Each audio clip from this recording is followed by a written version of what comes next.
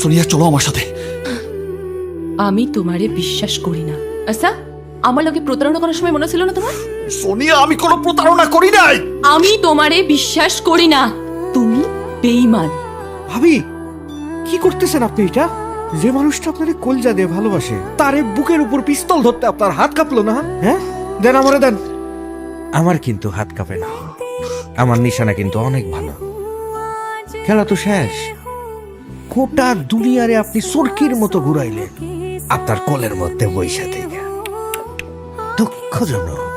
কাটা দিয়া কাটা তুলতে এই যে আপনার বউ আপনার বুকের মধ্যে পিস্তল ধরে আছে আমার কারণে। ধরবো না তো, ধরার টাইম কই? অন্য জায়গায় বিজি না।